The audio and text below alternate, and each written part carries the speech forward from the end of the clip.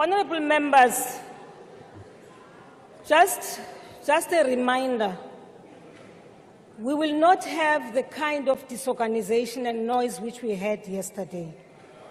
And I want to say, particularly from those of my party to the right at the back, please, I plead with you.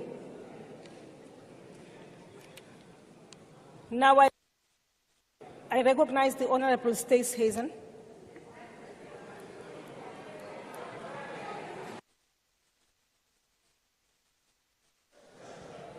Madam Speaker, in terms of the rules, I would like your indulgence to make a personal statement, if I may. Yes, Honourable Member. Madam Speaker, during the course of the debate yesterday, I made a gesture that would probably fall foul of the Rule 52 of the joint rules. I wish to apologise to the member concerned and withdraw unconditionally. Thank you.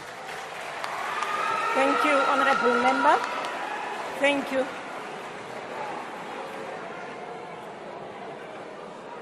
Thank you, Honourable Member. I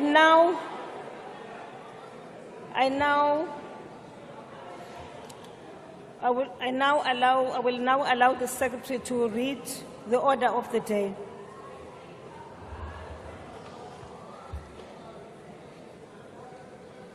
Reply by the President to debate on the State of the Nation address.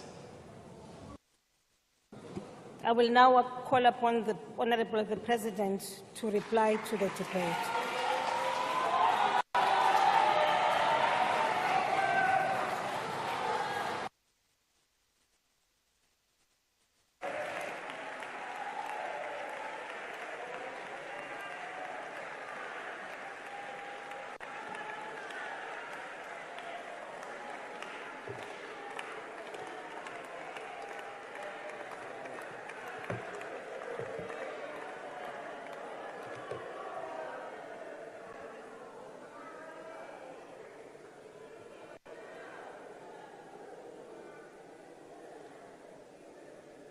Speaker of the National Assembly, Ms. Nosiviwe Mapisa-Nqakula, the Chairperson of the National Council of Provinces, But Ambi Amos Masondo,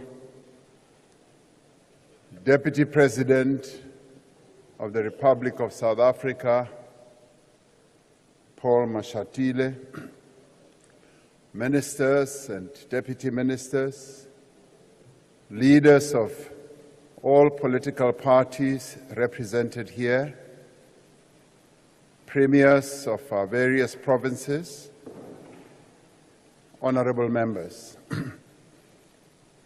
I welcome this opportunity to respond and touch on a number of issues to the State of the Nation address and to respond to many issues that were raised during the debate.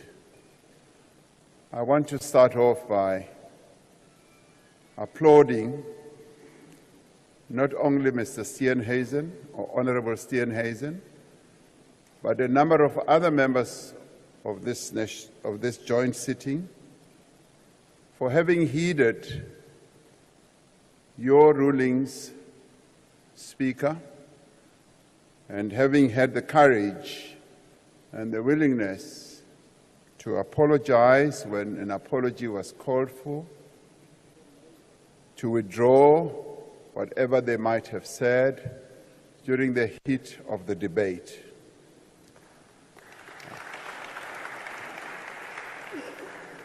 It is through respecting one another as South Africans and as leaders of our people who represent those people here that we are able to advance the democratic culture in our country. In the State of the Nation address, I said that as South Africans, we have, over the last 3 decades, been on a journey together to achieve a new society. And we've been working arduously together to achieve this. We have been building a new society that's rooted in the equality promised by our Constitution, equality of rights, of fundamental freedoms, and of opportunity. Since attaining our freedom 30 years ago, we have been on what Steve Biko called a quest for true humanity.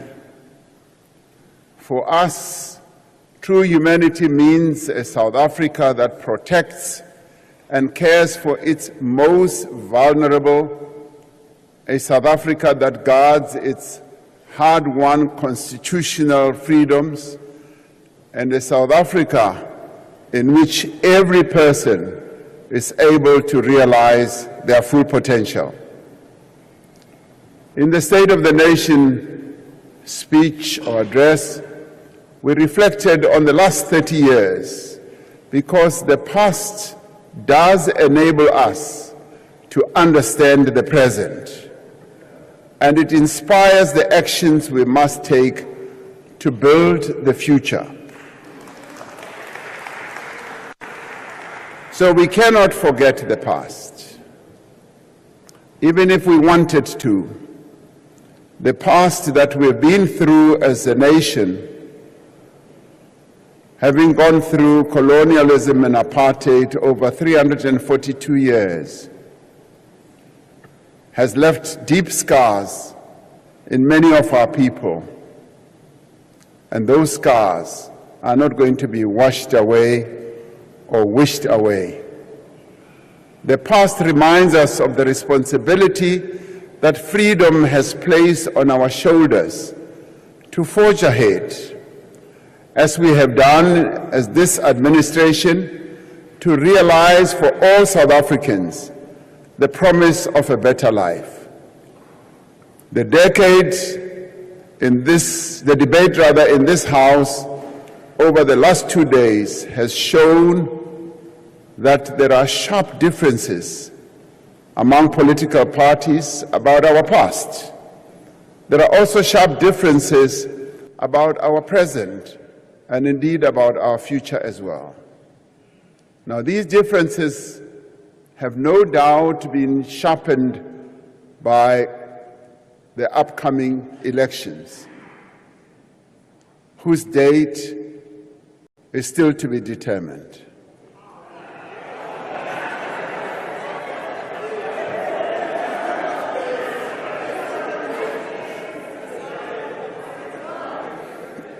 I threw that in to see whether you're still all awake. Yet, amidst all the contributions made in the debate, no speaker has been able to refute a fundamental reality that the lives of millions of South Africans have been transformed over the 30 years of freedom. This is a reality, and as I often say, whether we like it or whether we don't like it, it is the reality that we confront. Die lewens van miljoene Suid-Afrikaners is oor die 30 jaar van vryheid verander. That is the truth. This transformation is evident in the most recent census data, which shows extraordinary improvements on a range of social and economic indicators over the past 3 decades. A number of colleagues have outlined a number of areas in which there has been change. And even as those who spoke in this debate might have differed, but many of us have spoken about the changes, the change we wish and the change that we would like South Africans to have. This transformation is most evident in the lived experience of our people, who have witnessed the changes in their own communities and who have also witnessed the changes in their own personal lives. But as we embrace the progress that we have made over the last 3 decades, we must also confront the critical issues that need to be addressed today. We need to celebrate the fact that young people, yes, like Tinswalo, have had opportunities that were never available before. But we also need to recognize, as we did in the State of the Nation address, that young people like Tinswalo still have many challenges. Despite everything we have achieved, many South Africans, young and old, are concerned about the state of affairs in our nation, and rightly so. Ten spite van alles wat ons bereik het, is baie Suid-Afrikaners, oud en jong, bekommerd oor die stand van ons nasie.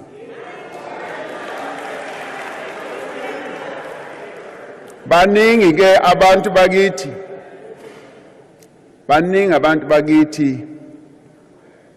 yebo bayahlupheka, baningi abantu bakithi abathanda ukuthi kube nentuthuko la eSouth Africa. Bayathanda ukuthi iSouth Africa lelizwe labo liphumelele phambili. Many people cannot find jobs. Even people with jobs wonder if they will be able to provide for their families as the cost of living increases. Yes, load shedding has had a devastating impact on every aspect of our lives.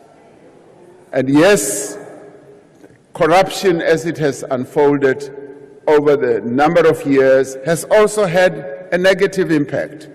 Violent crime continues to plague communities across our country. And I have been clear and direct and honest about outlining all the challenges that our people are facing. Many municipalities are struggling to provide the basic services that people need. As we reflect on the journey we have traveled, we must acknowledge the severe challenges that we still face. Now, some who have come to speak here have just spoken about the positives, but I've taken care to also speak about our weaknesses. I've taken care to also speak about our shortcomings, our failings, but I've also taken care to say we must work together to correct what is broken now. That we must do. And in doing so, we must confront our apartheid past, which remains visible as we travel from suburbs to informal settlement, from rich farmlands to poor villages. For the last 5 years, we have worked to get back onto the path towards a better life for all. And as we have done so, we've taken a number of steps forward, and at times there have been steps backwards. And at times we've been at a standstill. Over the last 5 years, we have made significant progress in restoring our economy to growth and to create jobs. When COVID hit, our economy tanked.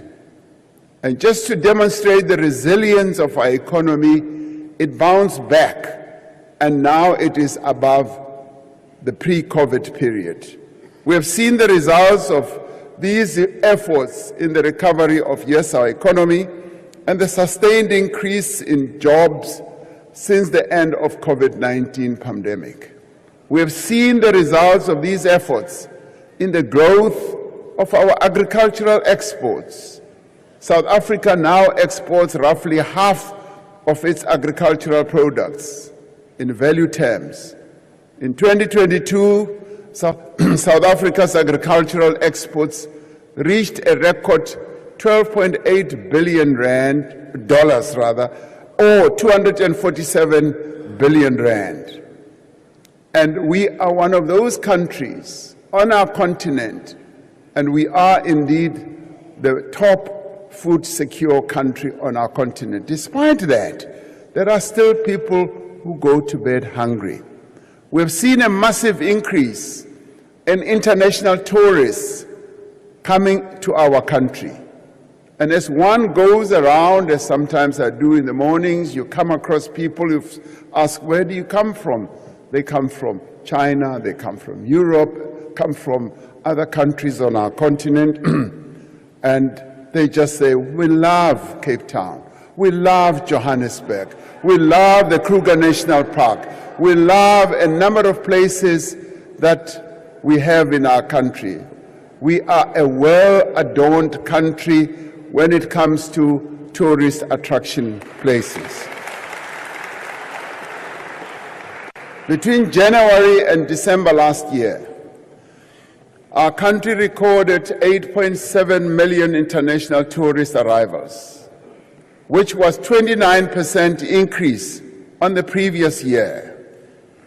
Over the last 5 years, we have worked to increase investment in our economy because it is through investment that we can create opportunities for employment and for the growth of new businesses.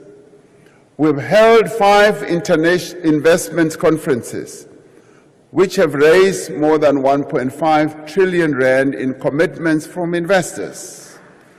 And this has been a phenomenal success, and yet we don't want to hear about it or even count it.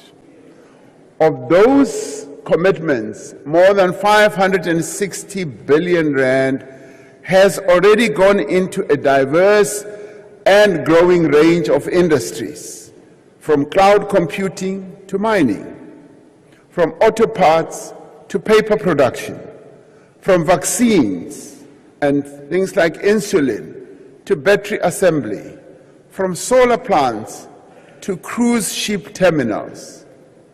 These investment conferences, all of which have been oversubscribed, where would-be investors say, we want to attend, we want to come make commitments. And Minister Patel's department often says, we're oversubscribed, we cannot take you in any longer. And these have shown that South Africa is still an attractive investment destination. And many still see it. Many still see South Africa as the entry point into the rest of our continent. At the same time, as we have mobilized investments from established South African as well as international firms, we have worked to build the next generation of companies that will forge a new path of production and employment. And yes, we also need to be proud of the companies that are like Tinswalos, companies that were started around 1994, that are gigantic companies today, that operate in many, many other countries. Our South African pride must go just beyond just looking at things that we can feel and touch. We should also be proud of our companies, some of which have gone global. To enable these companies to get off the ground, we have supported around 1,000 black industrialists over the last 5 years. Now, why did we support them?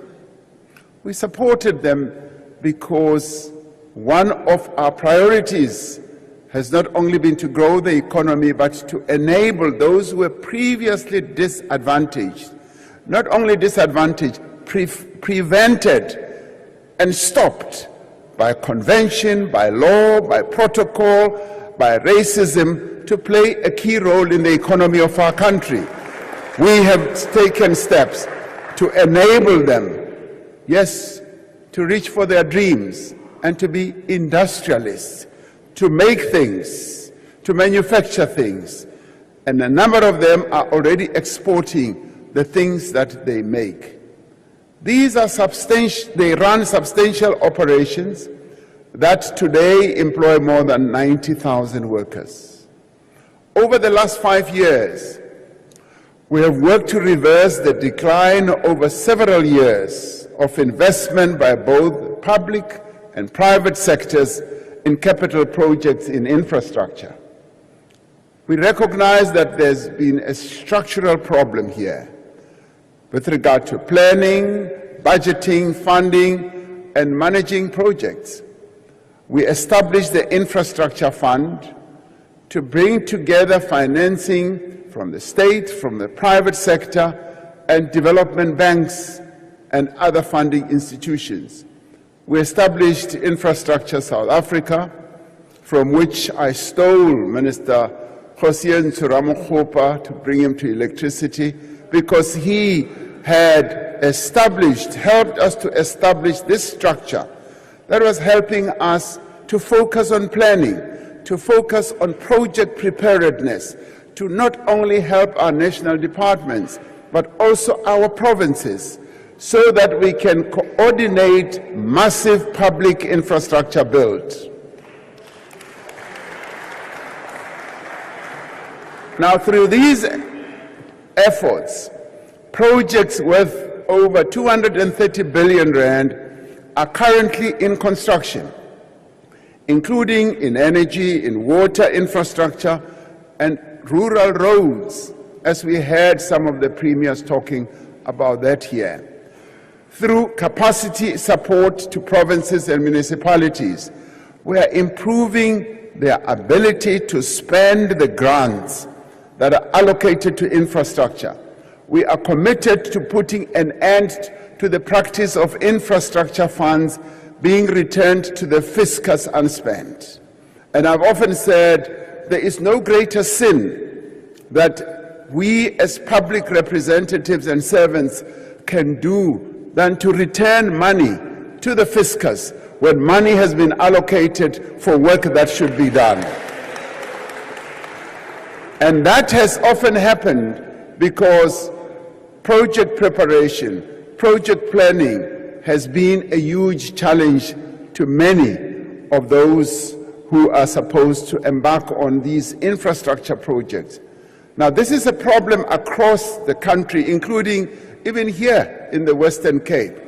In many provinces, money is returned to the fiscus, and I'm saying that must stop. Money must work for what it needs to do. I have always said that infrastructure is the flywheel of our economy. It is through infrastructure that we are able to ensure that there is economic growth, there is employment. After the decline in gross fixed capital formation over a number of years, we are now poised to improve our infrastructure build so that we can reach the levels that were foreseen by the National Development Plan by 2030. The challenge that people in our rural communities have been facing in crossing rivers during the rainy season, as was seen in videos of young children crossing flooded rivers to get to school, has been strengthened by our resolve to speed up the process of building rural bridges. Now, the rural bridges that Minister Zikalala spoke about here are being built as part of the Welisizwe program that allows children to get to school safely. They enable villagers to reach shops, to visit relatives, to reach services, and to transport them more easily. We are on course to complete the 96 bridges that we targeted. And this is where we need to be very proud of how our South African National Defence Force also does real community-oriented projects by building bridges. Access to clean running water is one of the biggest challenges that many of our people face. Wherever one goes through the length and the breadth of the country, you find people who raise the issue of water. Water infrastructure projects, we have focused on in the past few years are bringing pipe water to villages that had always relied on streams, rivers, and boreholes. Since the COVID pandemic, we have restored operations on 26 out of 42 or 40 commuter rail lines. We have invested in new rail infrastructure and new trains that are produced here in South Africa, right here. Now, these trains are being built in Ekurhuleni, and I went to the factory to see how they build these trains. And they are built also by women. And they are being rolled out. They are being rolled out throughout the country, and we will soon be exporting some of those trains to many other countries on our continent. Now, this investment is making a huge difference in the lives of ordinary people who rely on public transport while developing the manufacturing capacity that will enable the growth of our train exports. Over the last 5 years, we have been building an economy that is rapidly evolving to meet the demands of the digital society, where the world's leading tech companies are building new undersea cables and data centers.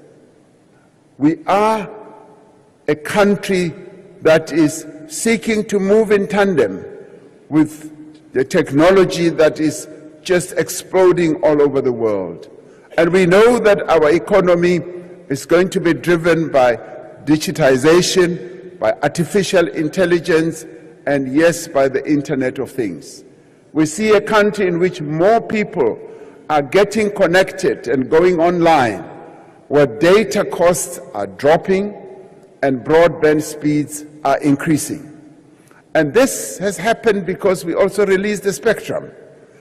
There's been a challenge over almost 12 years to have the spectrum released. This administration forged ahead with this project, and we've now released the spectrum, which is going to enable many of our people to get connected. This enables people to conduct their businesses online, not only in their shops or spaza shops or wherever, online, to sell their goods, to sell their services through online platforms. We have seen how this phenomenon has fueled the growth of the economies of a number of countries. For instance, in China, they started off with Alibaba, and now there are many others who are now competing with that. And it should be a source of pride that one of our big companies has invested in a company called Tencent, which has added huge value, not only to the company, which is a South African taxpayer, but also to our stock exchange. We see young people making full use of the opportunities provided by the presidential employment stimulus and other public employment programs to improve their skills and gain valuable experience. And when we saw how the private sector had slowed down in terms of employing more and more people, it was the public sector that moved into the breach through our public employment programs as well as the presidential employment stimulus. And programs are now making a huge difference. And the young people themselves, wherever they go, they're making a big difference, whether it is in the 23,000 schools where they work as school assistants, or in the 1,000 community-based organizations where they are supporting community work in our various communities, whether in food security areas, early childhood development, and many, many others.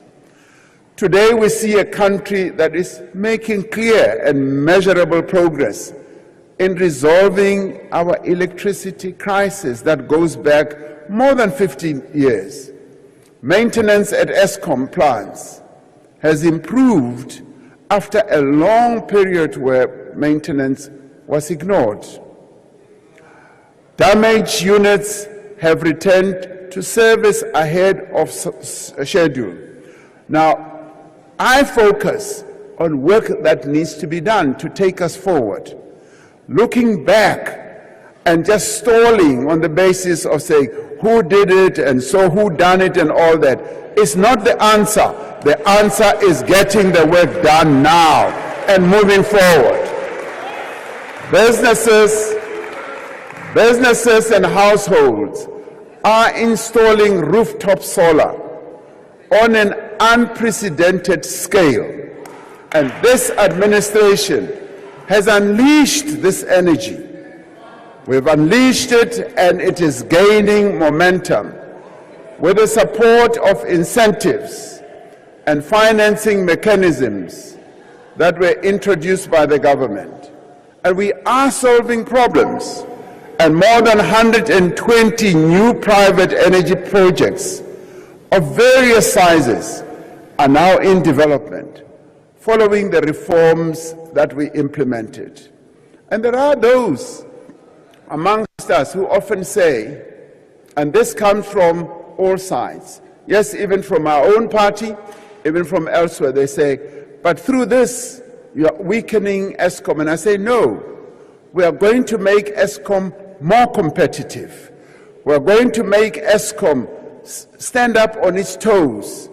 And what we are also doing, we are bringing in new investment, because with the debt burden that ESCOM is carrying, it would not be able to infuse as much investment as has ensued. For instance, in the Northern Cape, we've had 70 billion rand invested, as Premier Saul was saying yesterday. 70 billion which ESCOM would never have had immediately. It is being invested and it is creating thousands of jobs to a point where Northern Cape now has a 26% unemployment rate. South Africa has been leading in the installation of renewable energy from solar and wind. We have succeeded in attracting international investors through this developing sector. This has been enabled through various actions that have been taken by national government as part of our reform process.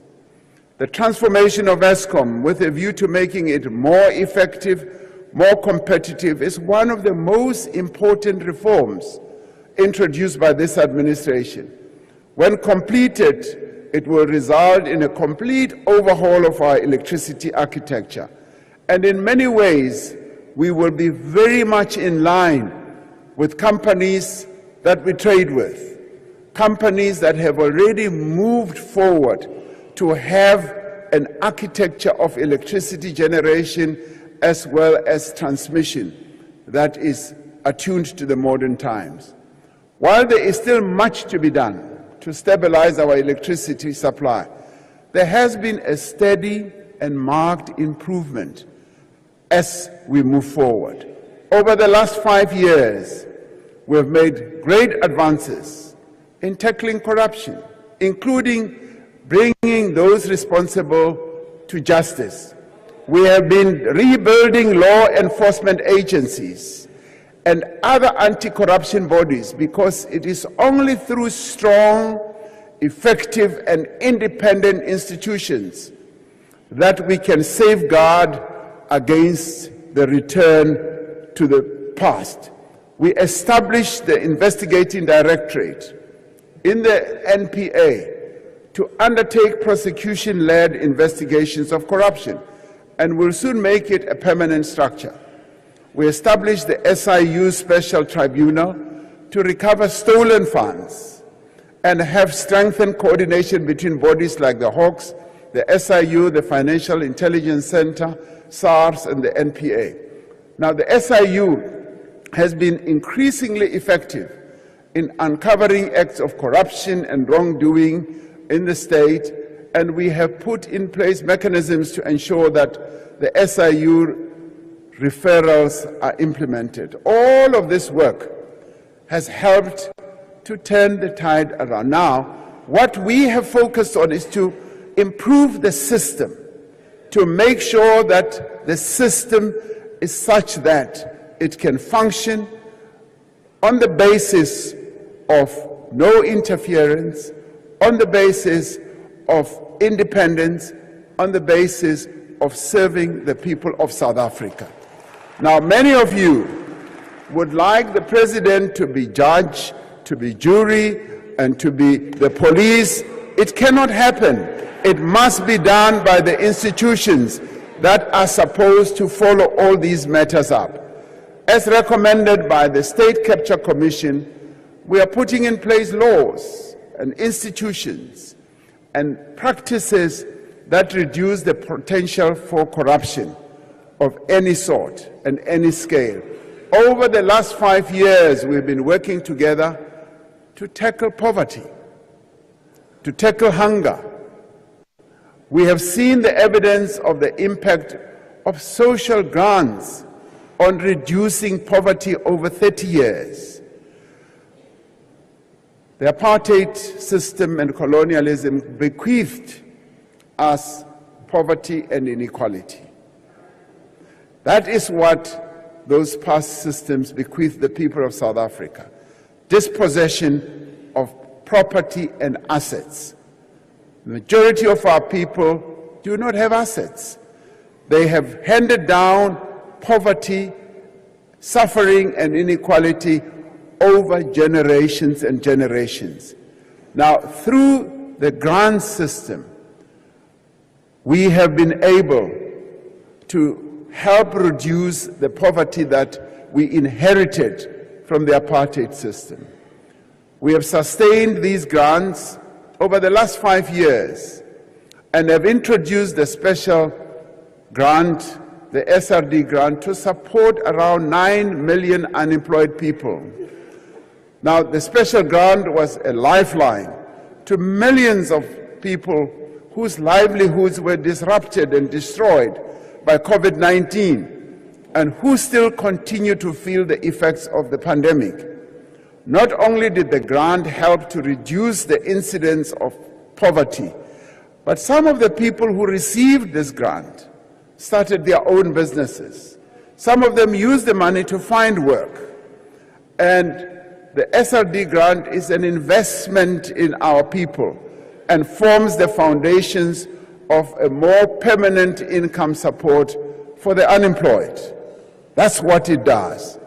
We continue to provide free basic services and decent housing. We continue to connect homes with electricity, water, and sanitation. It was a joy to be here in the Western Cape some months ago, walking around with the Premier as we were going to hand over a house near Pau to a woman who had not received a house for a long time. The MEC for Human Settlements or Cooperative Governance said to me, Mr. President, we built this house for 160,000,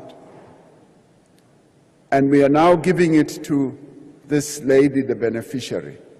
And he said, you know, we did a valuation of this house before we handed it over. And the MEC said to me, it is now worth 400,000 rand.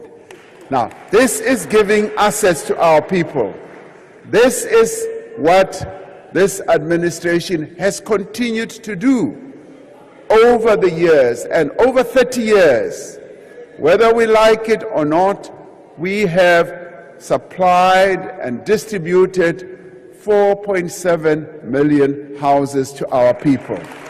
Now, like me, if you like your calculator, you can do a quick calculation and find out the value of the assets that we have provided poor South Africans with. Yes, real value, having built it for 160,000 here in the Western Cape, then handing over an asset worth more than 400,000. We continue to redistribute land and provide support to emerging farmers. We have been speeding up the handover of housing title deeds, providing poor South Africans with vital assets. And we are building new hospitals, as you heard, and clinics. We are expanding the school feeding scheme, with many schools now offering 2 meals a day and enabling more students to access tertiary institutions. It's always a joy to hear even premiers being proud of the schools that are being built in their provinces. It was a joy to listen, yes, to the Premier of the Western Cape, to the Premier of Eastern Cape, about the schools that are being built. Tell me now that that is not progress. That is progress. We are moving forward. These are not the achievement of decades gone by. This is the work also of the last 5 years. Those who say, what have you done? What have you done in the past 5 years? What is your legacy? What is this and that? Now, talking about legacy, it's not a Ramaphosa legacy. No, it is an ANC-led legacy, government legacy. Now, so you know, I never want to be said that this is a Cyril Ramaphosa legacy. No, it is our people's legacy. Our people have struggled to get to where we are today, and they will continue to struggle.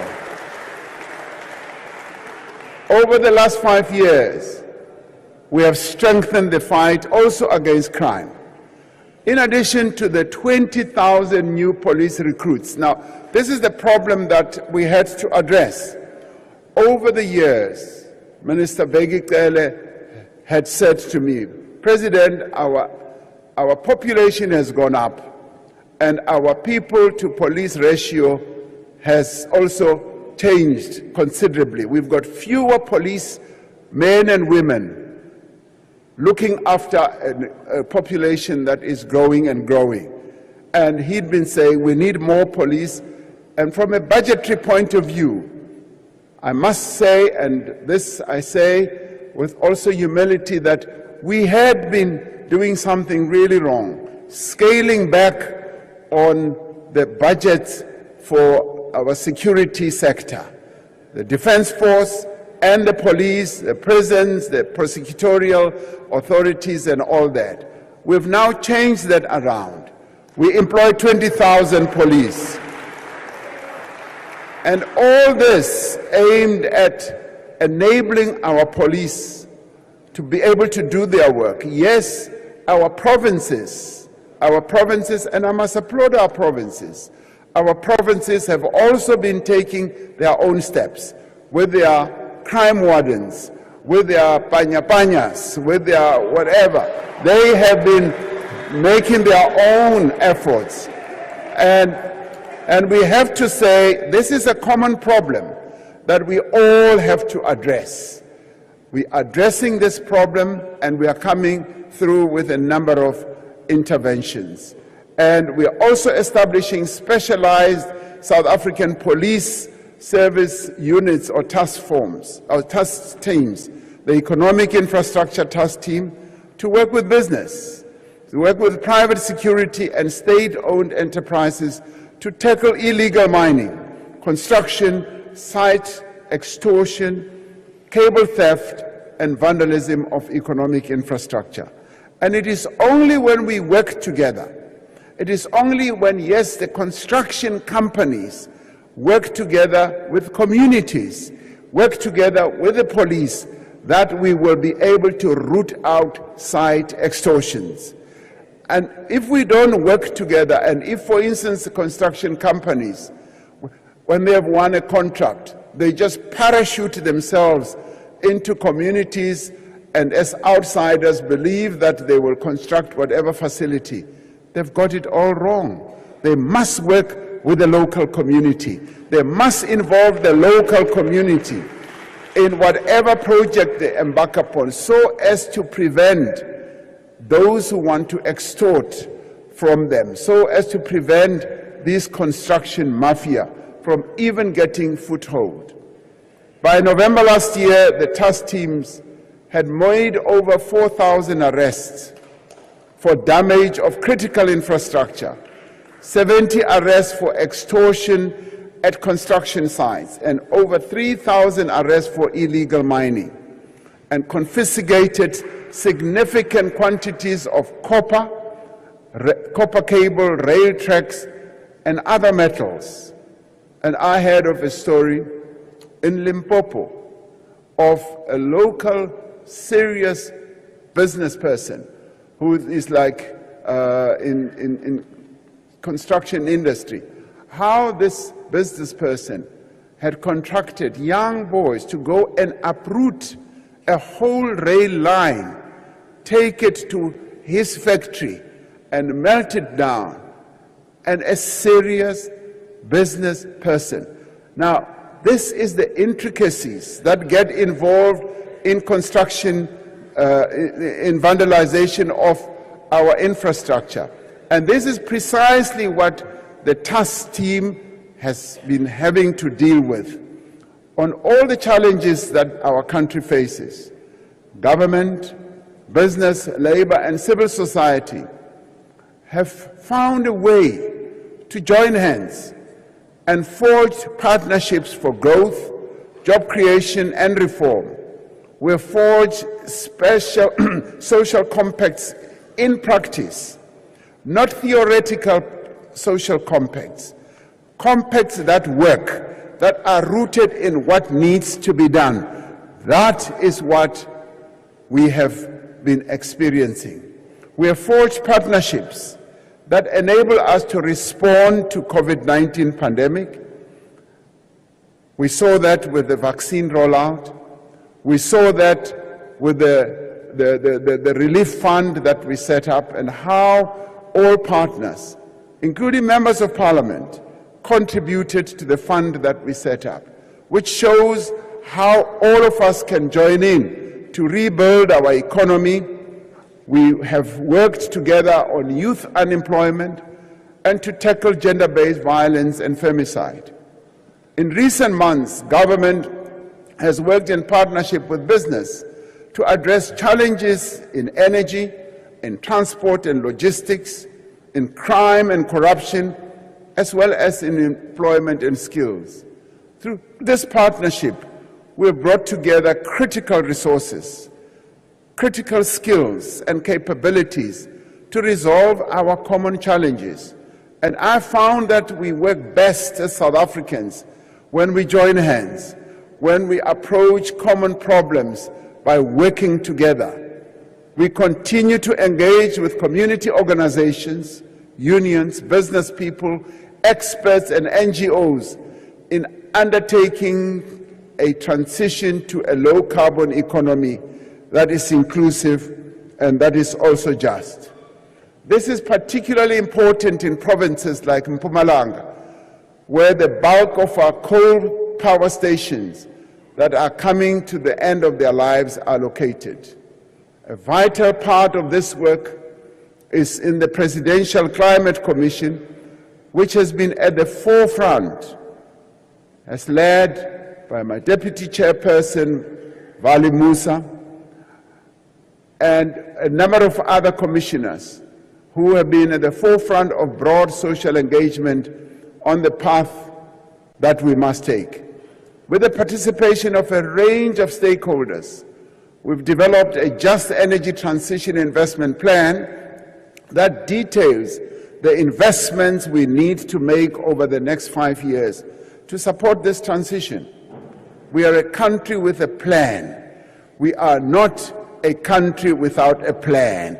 We do have a plan to address the issue of the transition. Close to 230 billion rand in international financing pledges have been secured through the Just Energy Transition Partnership. That is leaving aside what local partners will be able to contribute.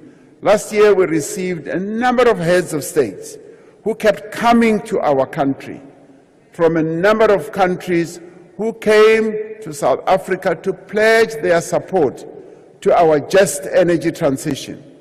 Once again, South Africa was the first amongst many other nations in the world to come up with an innovative approach to address the challenges of climate change, particularly when it comes to addressing just transition.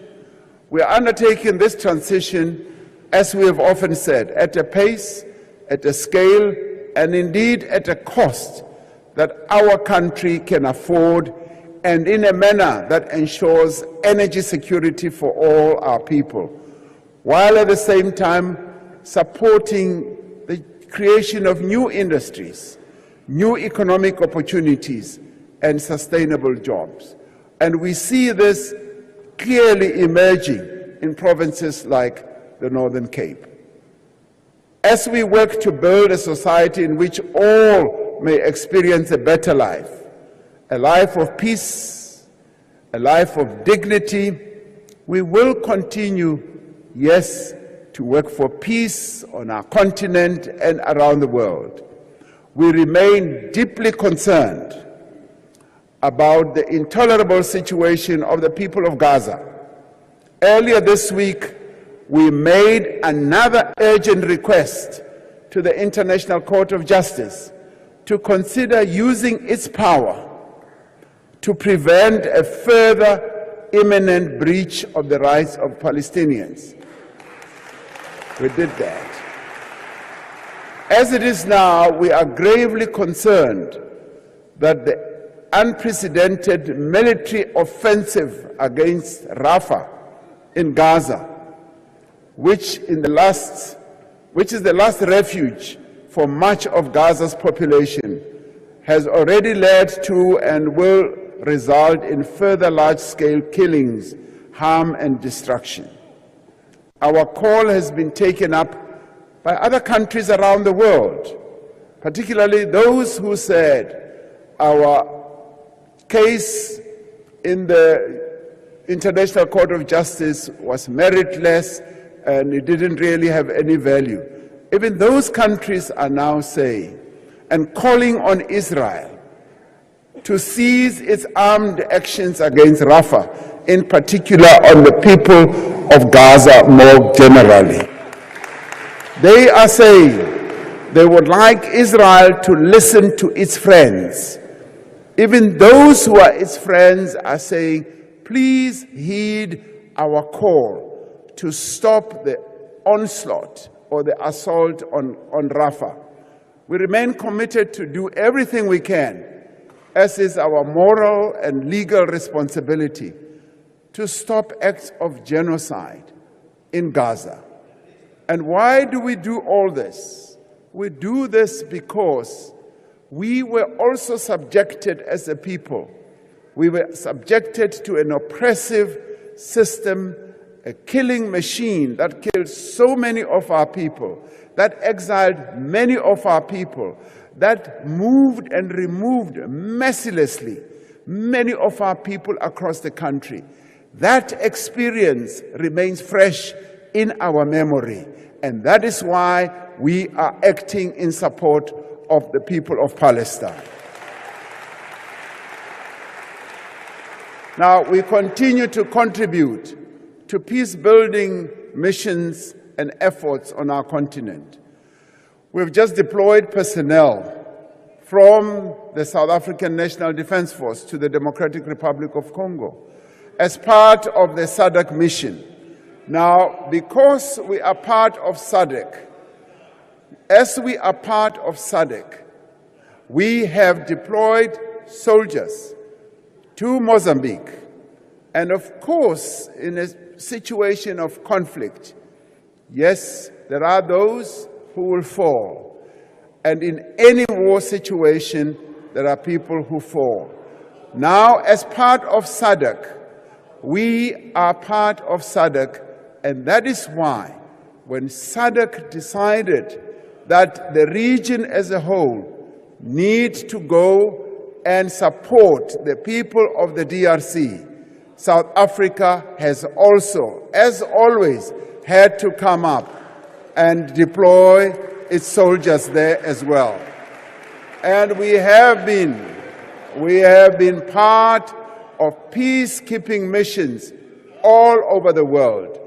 Now we support our Defense Force personnel who brave great dangers to make Africa a more peaceful and stable continent.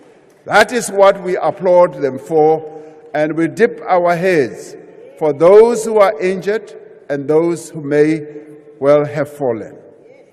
A profound change is taking place in our country, and away from the noise and the spectacle, our country is being steadily and fundamentally transformed for the better.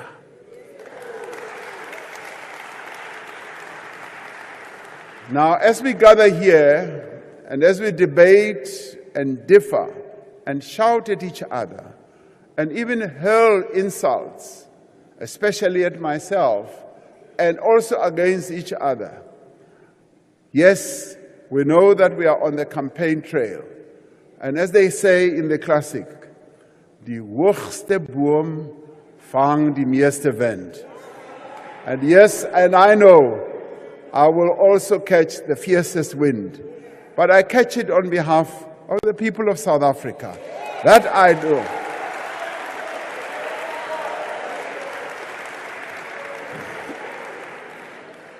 Now, as we debate and differ, and as we prepare for the campaign trail, a quiet revolution is taking place. It is a revolution that will change the way that our economy works and improves the lives of all our people.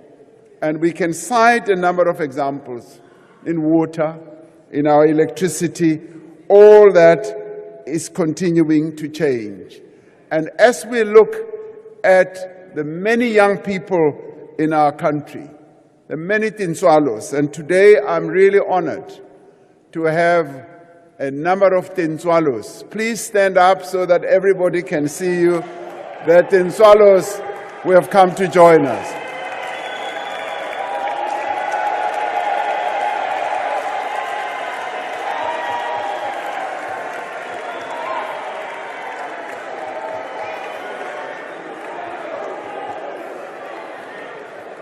Now, these Tinswalos, a number of them, you may sit down, they've seen you, that you are not fake, that you are real. Now, these Tinswalos are airline pilots, they are engineers, they are police officers, they are naval captains, they are doctors, they are qualified in a number of ways. Some of them are factory workers. Here they are. Now, continuing with the story of Tinswalo, where a number of people have hurled insults at a Tinswalo. Now, we continue with the story of Tinswalo. Now, everyone who would have been born after our democracy is a true Tinswalo. Whether they like it or not, they are Tinswalos. Now, the Tinswalo I described, and I missed a number of parts. Of course, you would like to know, who did she fall in love with? How did she get married? I will not get into I know all that. But these Tinswalos were all became the children of Nelson Mandela. They are Nelson Mandela's children. And they also have as an uncle or a father, many of you who are seated here. And she also has a mother. And these Tinswalos, all of them will have received one or other form of child grant. They immediately became children of the state. Many of them went to no-fee schools, as I said. Some of them didn't. but many of them did. And as Tinswalo grew up, yes, she would have gone to a TVET college, and yes, she would have been able to get a job. And as I said, truly and honestly, some of the Tinswalos did not get a job, but they have been touched by the hand of this democratic government.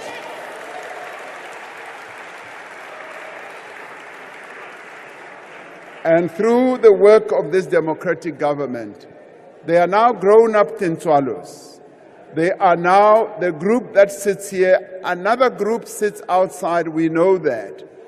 Yes, those are the Tinswalos that this government is committed to improving their lives.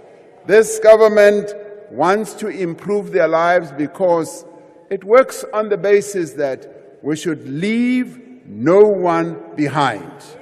No child of this democracy must be left behind.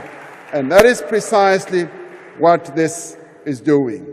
So in the State of the Nation address, yes, as I introduced Tinswalo, and I'm glad that Tinswalo has become the talk of not only town, but the talk of the whole nation, with some of them denying they are, but many of them saying, I am Tinswalo, I am Tinswalo. And we are grateful for that. Even Mr. Steenhuisen, also, Honorable Steenhuisen rather, also considered that there is a Tinswalo. So you will find a Tinswalo somewhere.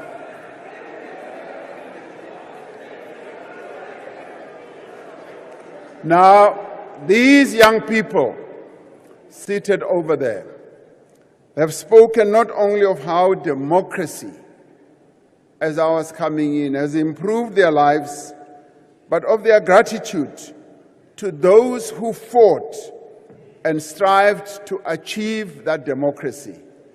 Many have paid tribute to their parents and grandparents and to all the generations that came before for the struggle and sacrifice that brought down the evil apartheid system and ushered in a new era of freedom.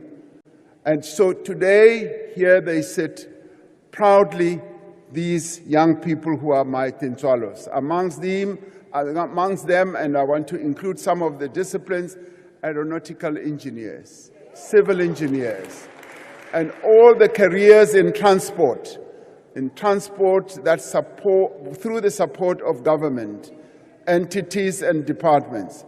Now we offer our congratulations to another group of Tinswalos, to the South African under-19 cricket team, which reached the semi-finals of the ICC World Cup, an exceptional performance on a global stage. Now, I offer my congratulations to all our teams who are excelling on global stages and who fill us with a great deal of pride. Yes, Bafana, the pride of our nation, arrived back in the country this week after an impressive Africa Cup of Nations campaign. These are all democracy's children. We are proud of them. They are proud of themselves, and they are proud to be South Africans. These are million more just like them around the country. But there are also those who greeted Tinswalo's story with derision, like right now. These were people who sought to diminish. They even sought to deny the achievements of our democracy. To them, it doesn't matter that 9 out of 10 households now live in formal dwellings, or that a similar number have access to clean drinking water and electricity.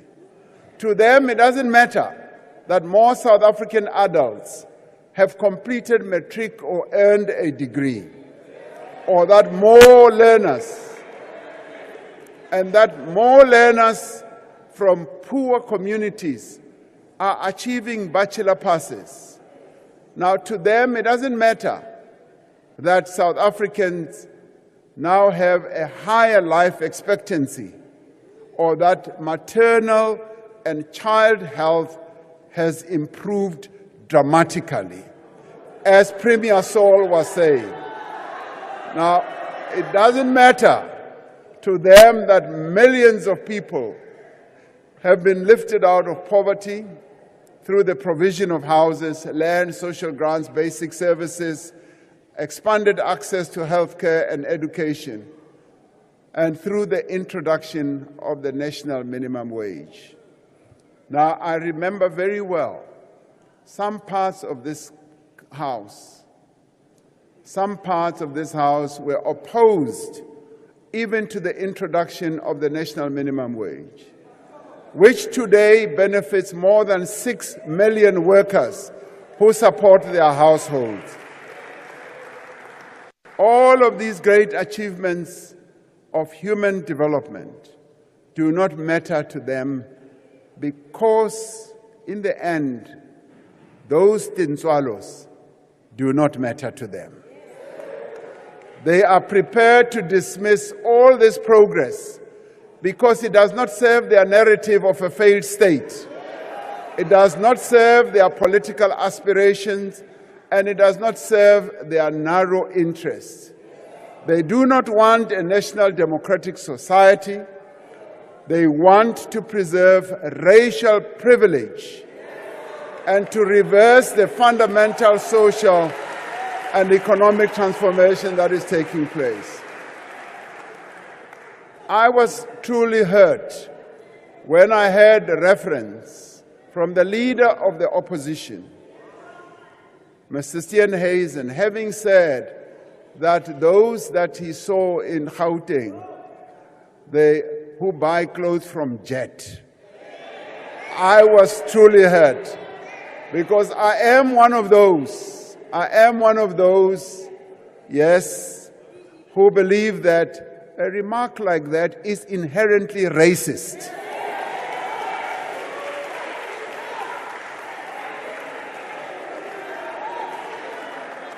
Because to refer to people like that and say, yes, those people who go and buy either their shoes or wherever at such and such a shop is degrading, humiliating, and demeaning, and is racist. That's all you can say.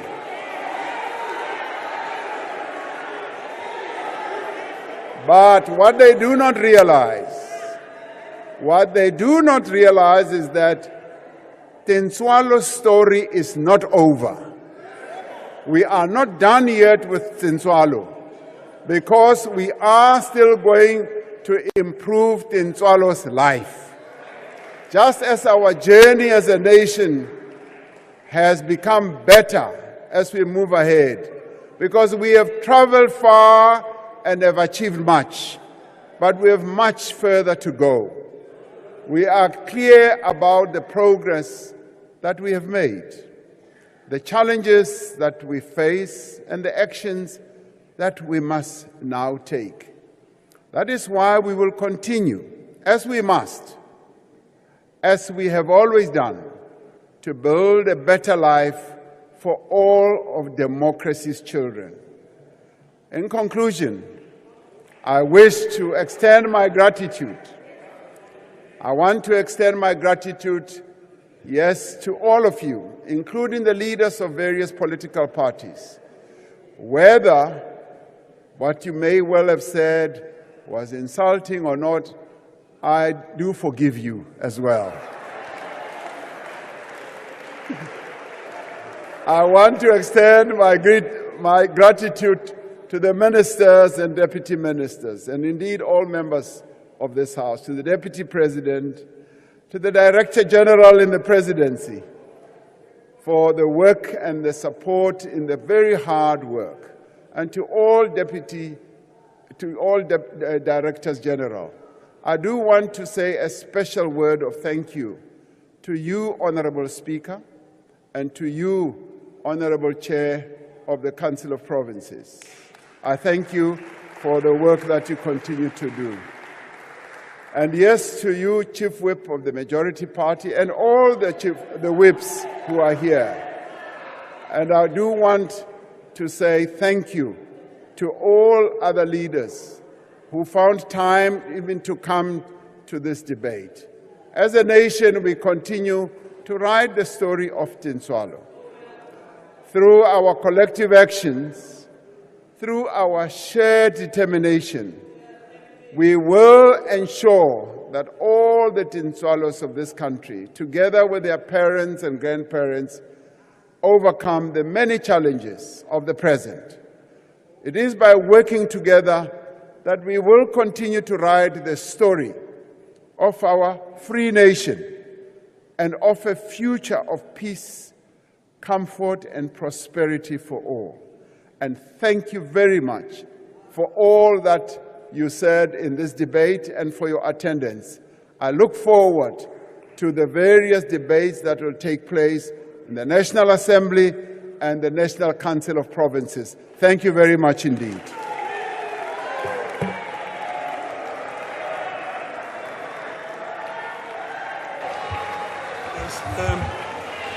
Thank you very much. I take this opportunity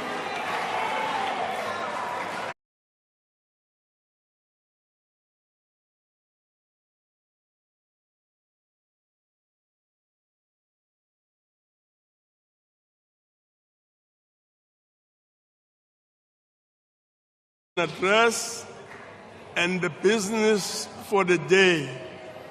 The joint sitting is now adjourned.